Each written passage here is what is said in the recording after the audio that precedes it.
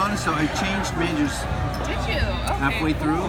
Really? I started as a transportation design major to design cars, but then I switched to product design because I wanted a bigger variety and I wanted to go deeper into the research and sort of the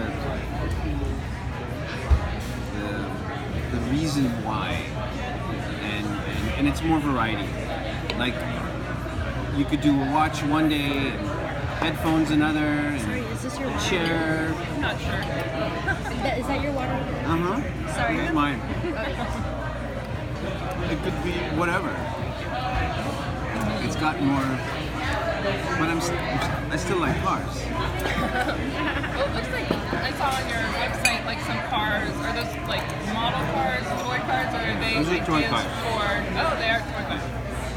That sounds really fun, designing toys. Well, I did that for 6 years, Uh-huh. but I'll be honest with you, I wanted to do consumer products, and so, but that was the first job I got, and so I don't really do toy design anymore, but I do still.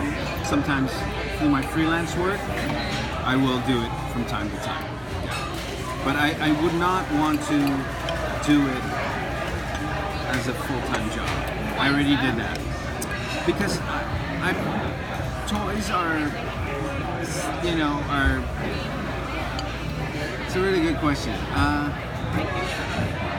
The deadlines were crazy. I wouldn't. It was very cost sensitive. And also, it's a little less sustainable.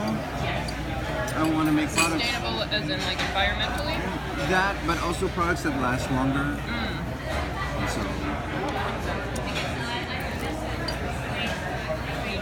Chewing. I mean, I can tell you stories about toy design, but Please do. it was just it was great. I learned a lot, especially how things are made. I had to learn how to think and design fast, come up with a lot of ideas. But that's exactly what it was. It was too fast. Sometimes I want to go deeper into the product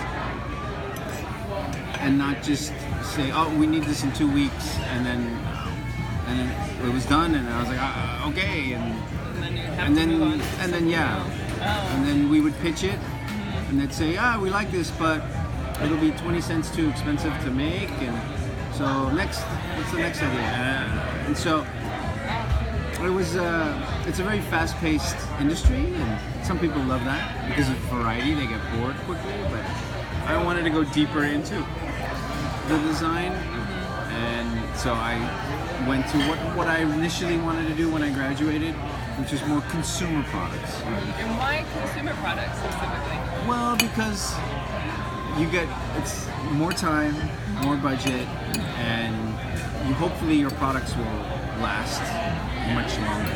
Yeah. So when you say consumer products, that means a broad range of things, like literally anything Yeah. people can purchase, basically, or use.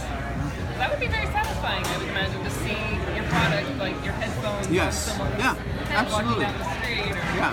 whatever. Yeah, whatever so else. I designed a table fan. A table fan. Yeah, just a fan that you put on your table, and that was a lot of fun. People cool. And sometimes I'll see it, and I'll go, "Hey." That would be a very cool feeling. Do you get to design as a professor still, or is it only as No. a freelance thing? As a professor, I'm there to teach the design process or teach the software package that designers need to learn to basically get a job. It's one of the requirements. Okay. So as far as the technology that people need to know, you mentioned CAD. Yes. What are some of the other kinds of technology that you use in your profession? So it's very simple. You need to know how to sketch 2D. You need to know how to make mock-ups, rough mock-ups, 3D, and that can be cardboard, foam core, foam, nothing fancy. Then nowadays usually you need to know CAD software, which is a specific software program, the one I teach. And then you need to know Photoshop, Illustrator, and of course, Keynote or PowerPoint, so that you can present. Those are the main things.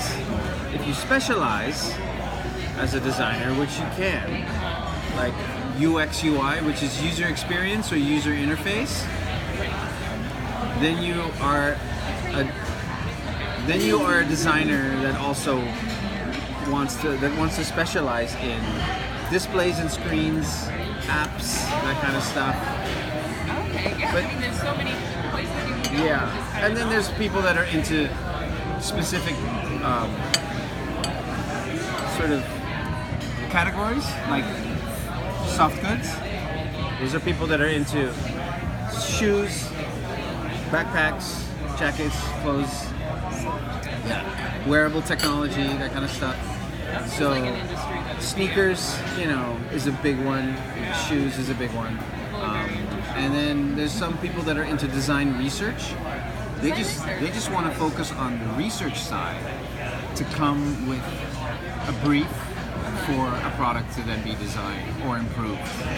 What kind of research? Like, again, like trends? They'll do trends. They'll do ethnographic research, which is observational. They'll do primary, secondary research, and that's all they want to do. That's all you But do, or no, that's what all some they want people to do? want to do. And then some people, they want to go the more entrepreneurial side of product design, where they want to come up with their own ideas and then try and sell them or Kickstarter or whatever. And then Shark Tank. yeah, there's people that go into the furniture side of design, product design. Now these are all people that a UX UI designer can also come from graphic design. You don't have to be a product designer necessarily, but product design is a very broad set of tools, basically problem solving, and you can apply that design thinking.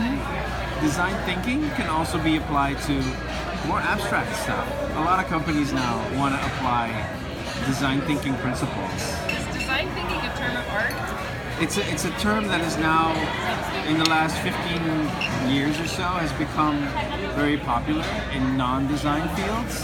We've been doing it for 100 years, but now people want to use that It sounds approach. like shorthand for like necessity is the mother of invention or something like that, where people have to think creatively about. It's basically, and it's the process of problem solving, which is what we teach. That sounds really interesting. And it's like many ideas lead to one through research, testing. It's kind of a messy process, but eventually you end up with a final product. And of course, it all depends on budget and time. Well, I have lots of time. Budget. I'm working on that through my education.